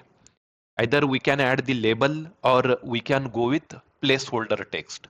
The placeholder text is also very important, and it will tell why exactly this text area or any input element is created. Something like this. First let me add br tag here, and instead of adding the label here I will add placeholder. It will be a attribute and we can provide any name here, something like this. Add comment here. Let's save the changes, and if you go to the browser you will see we can have the text area with placeholder text. When I click here I can add the text, but until this text area is empty we will see that placeholder text. When I start adding, that placeholder text will be gone. And this is what text area is. It is used to add the descriptive text. We can also add the rows and columns here to adjust its height and width. If you go with the row, it could be a rows, and we can set the value in the number format, and we can also go with columns. It could be 100. Let's save the changes, and if you go here we will see the large text area now. Hope you are clear with the text area. We have three main attributes. One is placeholder, one is rows, and another one is column. Now our form is created, right? We have created the basic required things to submit our form, and now we want to submit the form, right? And for that we will require some button. And now let's create that button as well. To submit the form, we will go with very simple input type. It's again the input, and the type will be submit here. Let's do that and close our input. If you go here and look for the button, you will see the submit button is available here. Let me bring that to the new line, and for that we have to add the BR tags here, right? Yes, the submit button is available on the new line, and now when I click on this, the user is redirected. Currently we don't have any URL, we just have the empty action here, right? If you go to top of the form, we have the empty action here, and that's why we are staying on the same page. But if you see here, some query string values are added, and that is basically the value for your inputs. Here I have typed the Vishwas, and when I submit, by default those input values are passed as a query parameter. We will understand more around what values we need to pass as a query parameter and what values we need to pass as a hidden element, because we have security reason, right? If you pass the password in the query string, then that is not proper solution. Whenever we are sending the password to the server, that should be a passed as a hidden value, right? And we will talk more around that, but first let's understand the HTML forms. The submit button is created now, and we have one more type of button. Let's create that button as well, and that button name is reset. Instead of input type submit, I will use reset here. It will be a reset. Let's save the changes. The reset button is added here, and that button is basically to reset our form. Here I have added the value as a Vishwas. I selected gender as a male, hobbies as a cricket, and if I select on reset, it will clear all the values in our form, and our form will be in the default status. That is use of submit and reset is submit is used to submit our form, reset is used to clear our form. Hope you are clear with all the basic form elements, starting from input type text, input type password, radio button, checkboxes, then select element, text area, then we have a submit button and a reset button. I think all those basic things we are required to start our form. Now let's understand advanced level input element as well. And the first element we will use email. Along with username, password, gender, we also might need to add the email address, right? And to add the email address, I might be going with simple label and input element, something like this. Instead of username, I can have the email here. It would be a email, And then in the input name, I will use email here. Let's save the changes. And if you go to the browser, you will see the email here. But when we are using email, we cannot add any kind of text. It should be a valid email address. Here I'm only adding the text and it's taking that value because I have provided input type as a text here. And to use email address or to accept the valid email address instead of text, we need to use email property here. Once I use the type equal to email and start typing something, and if my email address is not valid, right? And when I click on submit button, you will see error here. Please include @ in your email address. That means the HTML is automatically adding the basic validation, and in your email address, we should have @ sign. And that is the purpose of input type is equal to email. Then next input element could be number, right? We need to add our age as well. We have added the email here and now I need to add my age. For using the number, the HTML is again coming with the attribute and here we need to go with type is equal to number. Let's have age here for age and value also I will use age here. Let's save the changes and now if you go to the browser, you will see age is available here, but we cannot type anything. And here we have only option available to increase or decrease your age. See here, I can add the 1, 2, 3, 4 and any values, but it can also take the negative values. And when we are going with age, generally that is not allowed. If you have any other number, then going with negative values is fine. But for age, we should have some restriction. And for that, we can add two more attributes here. The first one is min, which will set the value starting from 0. And the max age, I generally go with 100, right? If you have 100 age might be the maximum value in nowadays. Let's save the changes. And now if I go to the browser, we will see age is available here, but if I trying to add the negative values, it is ending with 0. And if I go with 99 and then I'm going with higher value, the 100 is max here. Also, if you look at here, by default, when I try to increment or decrement, it is just incrementing by 1, right? And we can also update that as well. And that is updated by using step property. Step equal to, I can go with 10 and let's save the changes. And now if you try to increment something, it is incremented by 10 at a time. It will be 50, 60, 70 and max will be 100. So all those attributes are applied here. Minimum age should be 0, maximum should be 100 and it should increment by 10 when I try to increment or decrement in my input box. And input type is the number. Hope you are clear with input type number. Then let's discuss next advanced input type and that will be a date. Again, we might be having the requirement in our form to add the date of birth or any date, maybe the starting date of your admission, the passing date of your graduation, any kind of date we need to add, right? And for that, let me go with one more input element and that is date now. It could be a date of birth, right? In this case, let's go with the date of birth. Let me remove all this because that is not required now. And instead of name, I will go with date of birth here. And now instead of type number, we need to use the type as a date.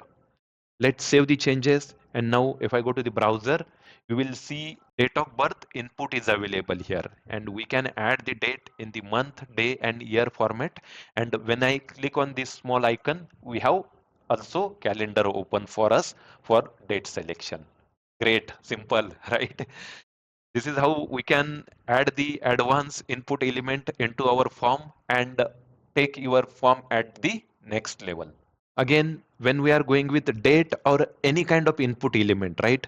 We have multiple attribute for those. Like we can set the minimum date, we can set the maximum date, we can have the date in the different format or the calendar in different format. All those things we can do. But if you go with each and every minimum detail, that will take lot of our time. This will be an initial stage for you, and you can go deep dive into the Google and read more about the different attributes we are passing for that different input elements. Now date is done. We also have same kind of input element for time as well. Let me go with time here. I will select the time, and instead of date, let me go with type as a time now, and here also I will go with time. If you look at here, we are using the same input element in all the places. We are just updating the attribute, right? And this attribute playing the important role. Now let's save the changes, and if you go here, you will see now input in the time format. We have hour here, minute here, and seconds here. And when you click on this icon, we can also change or update our time as per the requirement. Let's discuss next input type, and that will be uploading a file. We might be having the requirement when we click on any of the file upload button, it should upload a file from your computer, right? And for that, we have an input type as a file here. Let me add that as well. Just copy paste it. Instead of for, it will be a file now. In the name, I need to use the file. Content could be a upload file, and then in type we need to use file here. Let's save the changes, and now if you go to the browser, you will see upload file option is available here, and here we have a button to choose the file from our computer. When I click on this, it will basically open the dialog, and we are able to select the file from our local system. This is great, right? By using the input type equal to file, we can easily upload the file. We need some coding there to show that file on UI now, and pass that file as a blob data to backend. But that is advanced concept, and we will discuss that in other videos. Now let's discuss next input element, and that is the input type equal to color. Let me again copy paste this code, and we can simply use the input type equal to color now. Let's update this to color, and same with the name. And here instead of upload file, I will use choose color here. Let's save the changes, and now if you go to the browser, you have input with selection to select the color. When I click on this, we can select the required input color. Let me save the color, and this color is saved now. This might not be required while submitting the input, but we might be having the requirement, like if you are going with some paint applications and you want to show the selection for the user to select the color, right? Then this is the required, or this is the important input element. And finally, let's talk about the last input element, and that is range. When you go to the any of the shopping application website, we have the filter to select the range. We can select the mobile from 5k to 10k amount, and only those filters or those mobiles will be displayed on the browser. Same way, when we are implementing our form, we can add the range as well, and for that we need to use the input type as a range here. Let me copy this again. Let's update this. Let me use range here, then range in the name, input type equal to range here, and I will add the text as a choose range. Let's save the changes, and if you look at here, we have option to select the range now. After that, we don't have a mean and max range here, right? It's taking the default value, but we can add those values as well if required. And for that, we need to go with mean and max attribute. Mean will be a 0, then max I can use maybe 500. Let's save the changes, and now if you go to the browser, it is taking the value from 0 to max value 500. And if you look at here, currently it's taking the middle value, right? And we can update that values as well. For that, we need to use the value property, and value property I could start with 0, and when we save this, you will see the range is starting from 0 now. Hope you are clear with all the advanced input properties, like starting from email, age, that is number, then date, time, uploading the file, selecting the color and the range. This is great, right? We have covered most of the form elements in depth, and now you have solid understanding around start your form implementation in HTML. Now, before ending this section, let's discuss couple of more attribute, and those attributes are used to add the validations. Maybe like when we are submitting the form, we need the username and password as a required field, right? Without adding those fields, user should not be able to submit the form. And in that case, we can add the attribute as a required here. Let me add the required attribute. Let's save the changes. And now if I try to submit the form, you will see, please fill this field because we have added this field as a required field. Then if you go here and type for something, right, it will give all the required options. I can add this field as a read only. When I add this as a read only, then I am not able to add anything in it. Then we can also add the disabled attribute. If you add the disabled attribute, that field will be disabled on UI and we are not able to change any content in it. I think that's all about the form elements. Try to implement the different elements or attributes in the form by your own and gets more understanding around the HTML form. Now we are good with the HTML form and let's move to the next topic.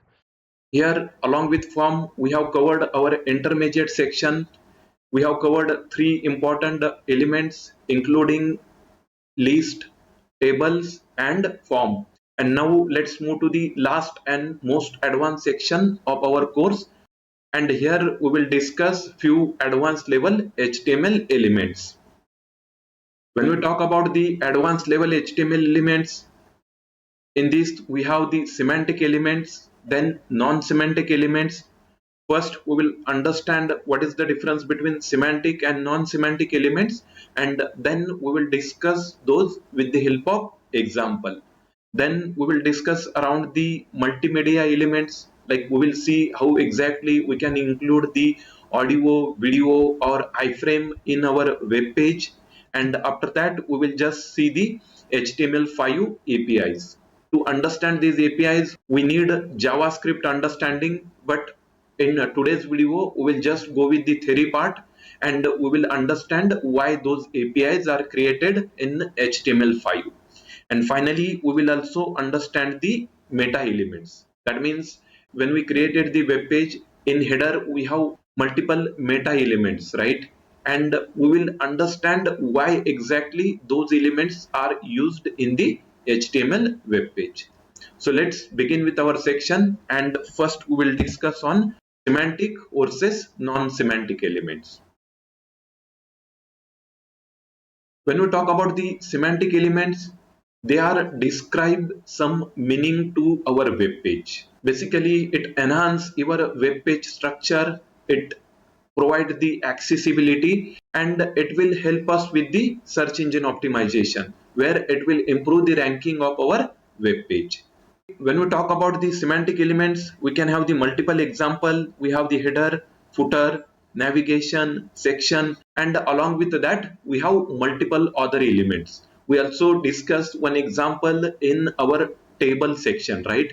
Where we discuss the T head, T body, and T footer as a semantic elements, and they are adding meaning to our table.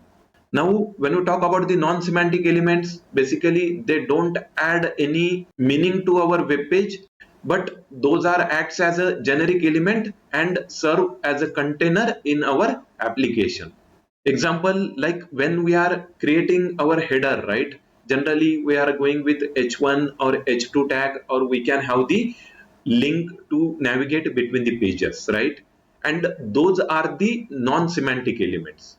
Browser is not understand what is the header, what is the footer, what is the navigation in this case in our web page. And to understand the web page header, footer or navigation by the browser, we need to wrap our content in the semantic elements. Now let's move to the next page and understand the semantic elements. When we talk about the semantic elements, basically it give meaning to our web page.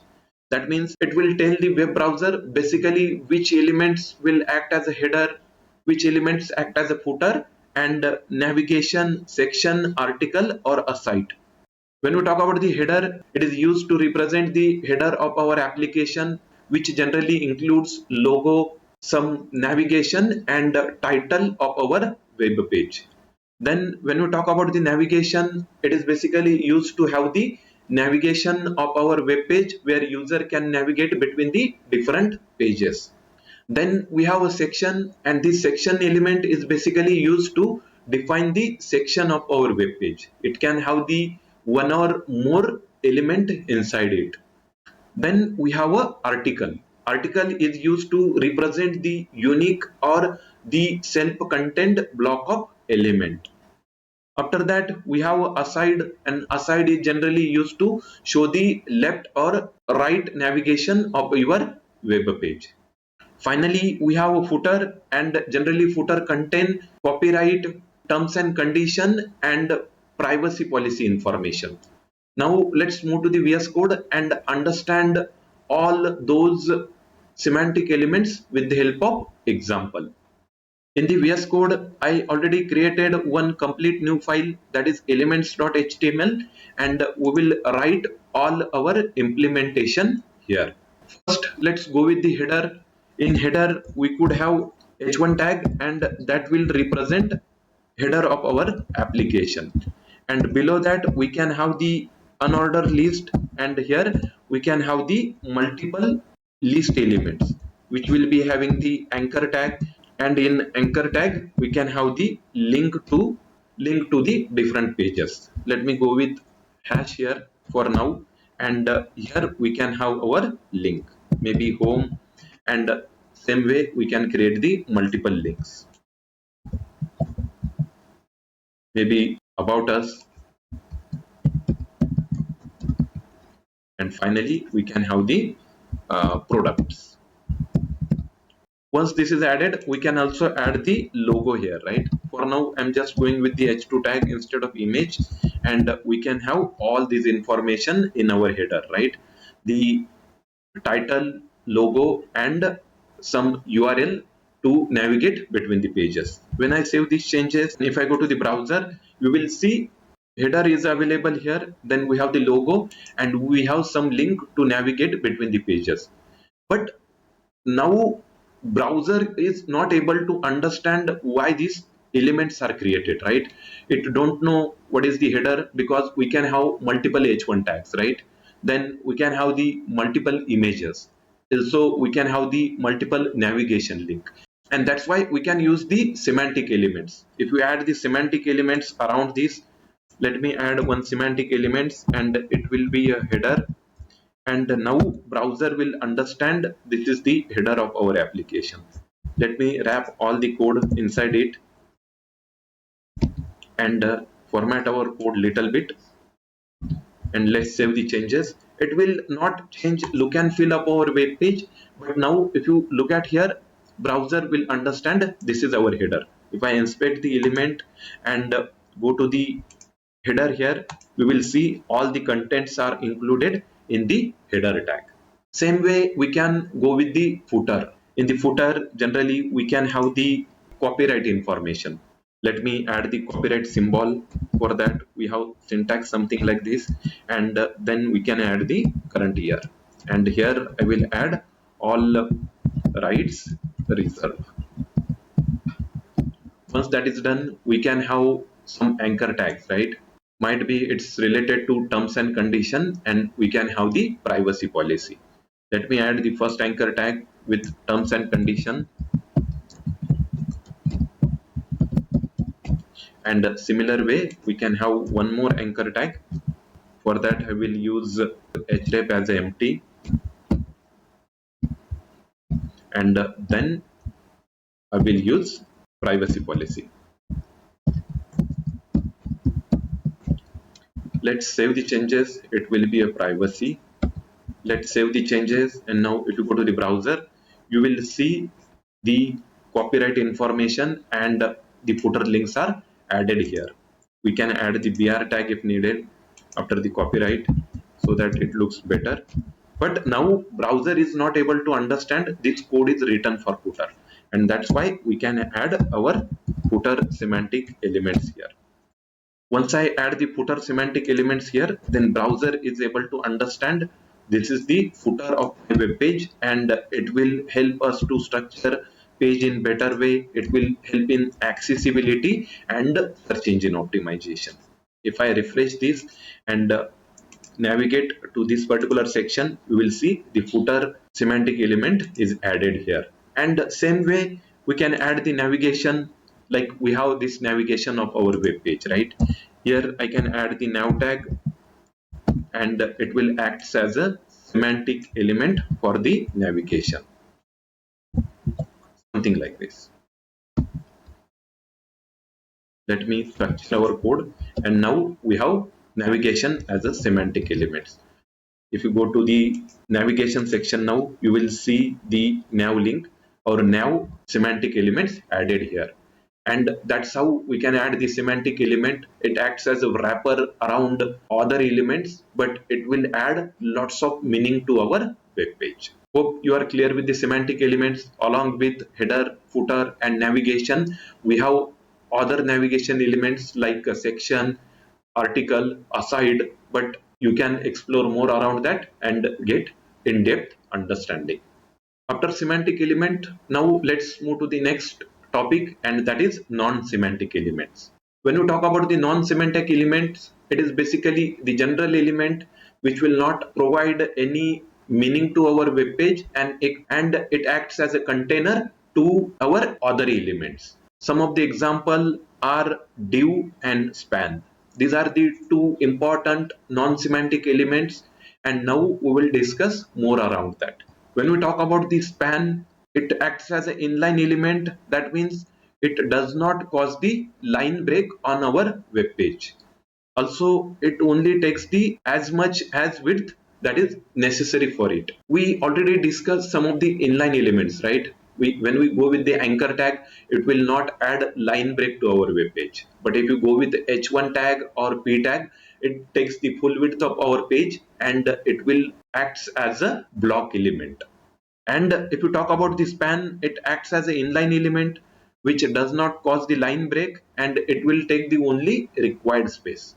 Versus if you go with the div element, it acts as a block element, and it takes the full available width of our web page, and it causes the line break before and after it, same as the h1 or paragraph. Just for understanding, if you look at here, the first two elements you can consider as a div element, and they are taking the entire space of our screen, whether we have the small or large content. But if you go with the span, here we have the two span elements, and they are taking only required space as available. Now let's move to the VS Code and understand them with the help of example. When you talk about the div element, it basically acts as a wrapper around other elements. Here we can have the multiple elements, like we can have the h1, this is heading in div, right? Then we can have the paragraph, something like this. Paragraph, this is paragraph. And when we save these changes, basically this div element, it acts as a wrapper around it. We can have more element inside it, and basically it is used to add the common styling. Let's save the changes, and if you go to the browser, you will see these two elements are available here. And when we talk about the div element, right, it acts as a complete element. When I over on this, you will see it's taking the entire width of our screen. Now let's add the span element. Let me add one span element inside the div. This is span element, and it is the inline element. Let's save the changes. Let's have one more span. This is test. Let's save the changes, and now if you go to the browser, you will see both the span are present on the single line. Let me go here, and if I inspect it, you will see the first span is taking the only space that is required, and the second span is taking the only required space as of its content. We can have more span tag after this, and it will only take the required space. And that is what difference between div and span and block and inline element. The block element is taking the entire space of your screen or the entire 100% width, whether the span element is taking only required width as per the content. We have covered semantic and non-semantic element in depth, and after that now let's discuss the multimedia elements. When you talk about the multimedia elements, HTML5 introduced several multimedia elements that makes the easier to embed the multimedia content like audio, video in our application. We can add the videos, we can add the audios, we can add the another website if needed with the help of iframe. Now that is not too much in use, but that was the one option where we can embed another website or web page into our application, and along with that we have some multimedia option like canvas, svg. And as a part of this video we will focus on three important things. The first one is video, then audio, and then we will see how exactly we can embed the iframe. Now let's move to the VS Code and see those multimedia elements in the action. In VS Code, I created a complete new file, that is media.html now, and here we will add all our media elements.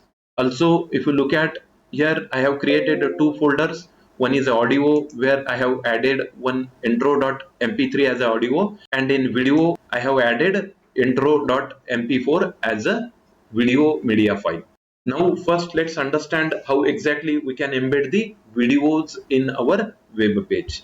Let's start with adding h1 tag, where we will add the title as a multimedia, and then I will add one hr tag, so that horizontal lines added after our title. Let's save the changes, and if you look at here, our page is having the title and one horizontal line. After that, let me start adding the video tag, and for that we need to go with video element.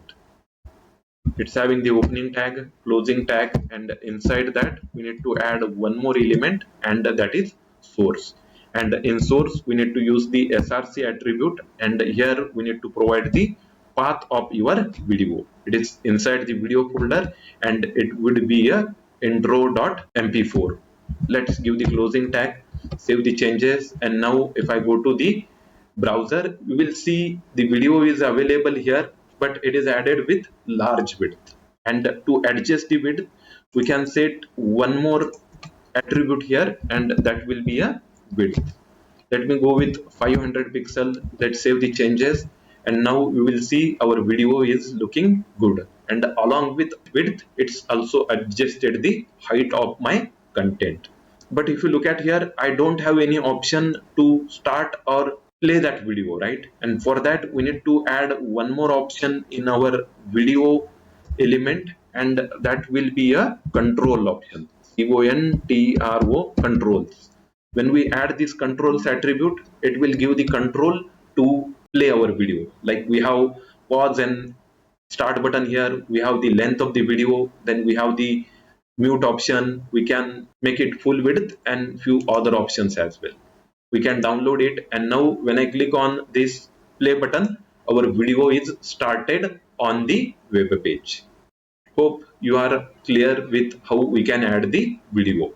We can also provide the height attribute here, and we can have the type attribute here. The type attribute will provide it is video, and we can provide our video type. It could be a MP4.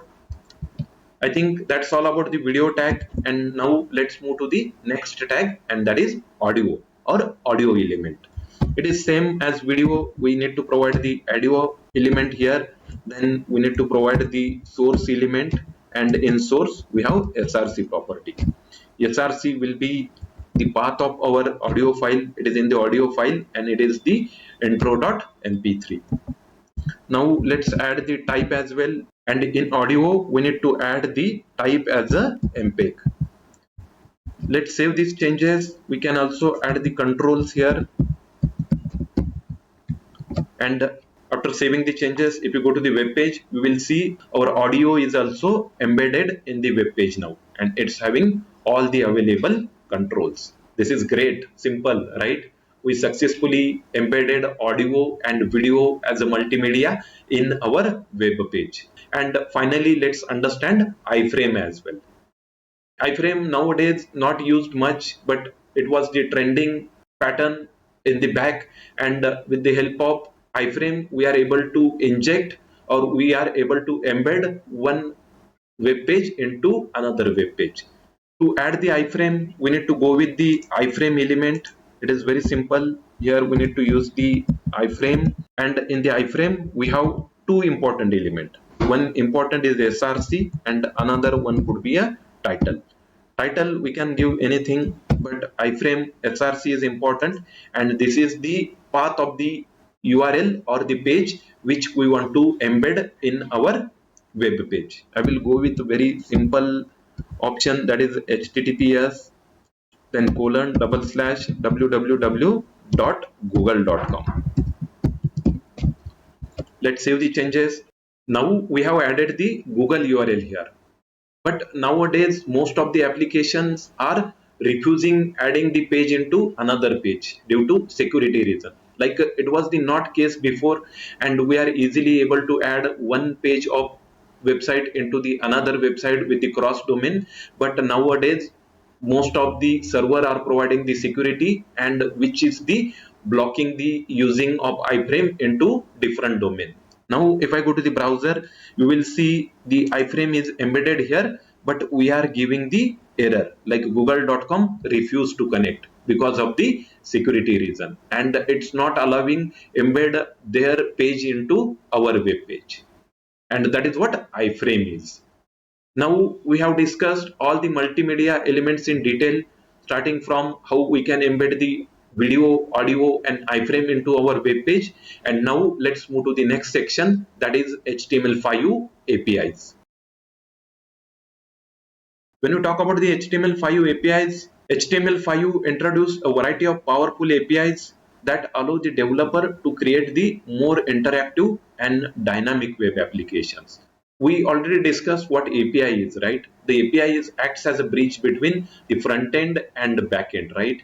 And the HTML5 is also providing multiple APIs that will add more interactive functionality to our web page.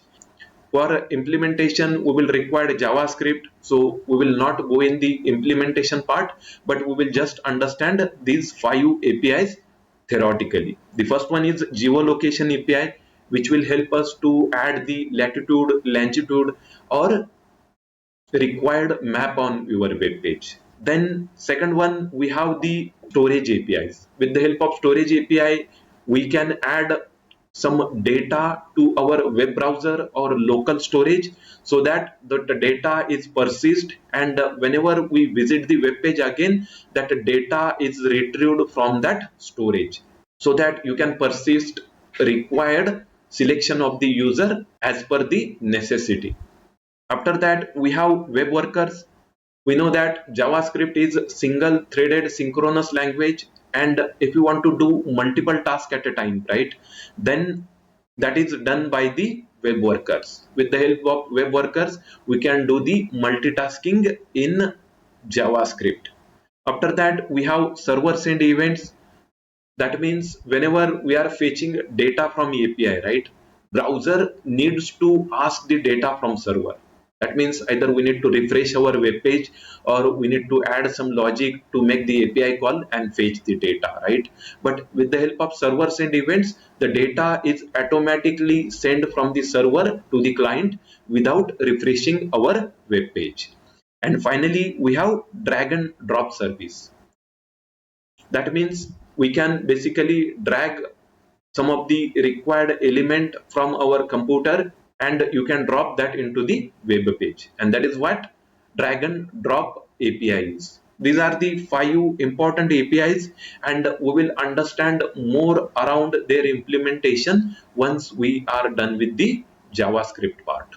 But you should know the basic understanding about that, like what are the APIs provided by the HTML5.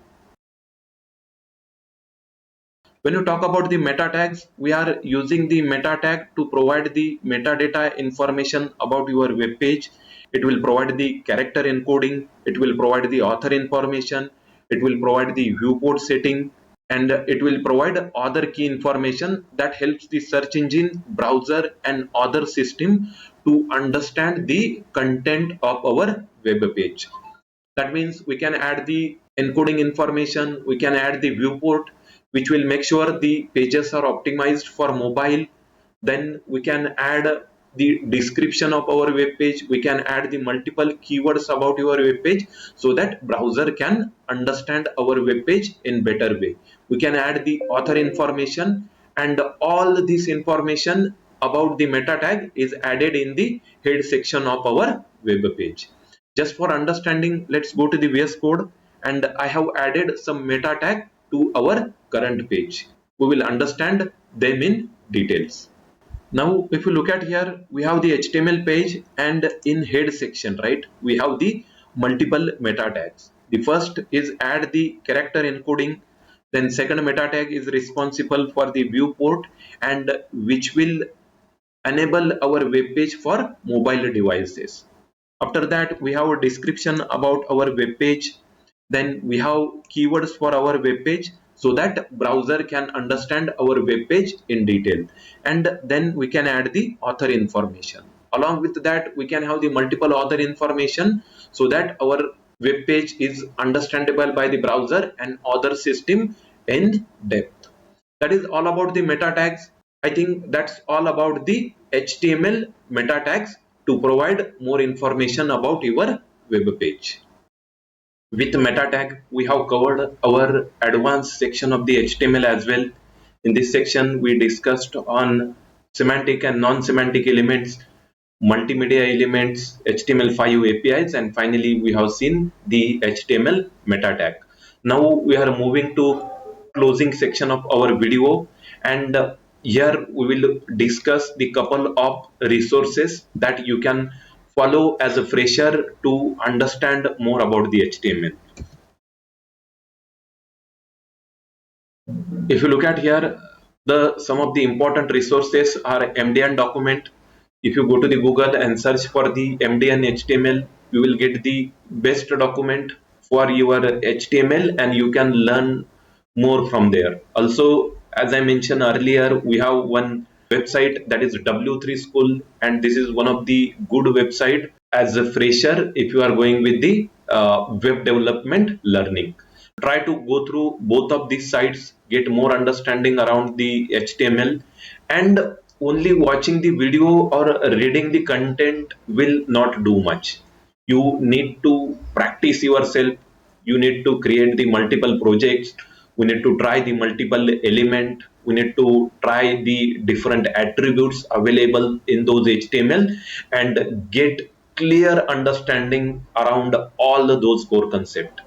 Here we have covered all the topic that you required to start your web development, starting from what is web development, what is front end and back end, and how we are using APIs to connect those. And then we started our HTML discussion from basic, and now we reach to advanced level. Hope you are clear with all the fundamentals. Try to implement all those things by your own. If you stuck anywhere, you can follow these resources. If you need any help, you can comment me, and I will try to resolve all your issues. Thank you so much for watching, and I really appreciate your time and attention here. Finally, if you are enjoying my content, don't forget to like, comment, subscribe, and share them with your friend. It took a lot of efforts to create such videos, and sharing them with your friend helps them to reach more people. Thank you for watching, and see you in next one. Till now, thank you. Bye.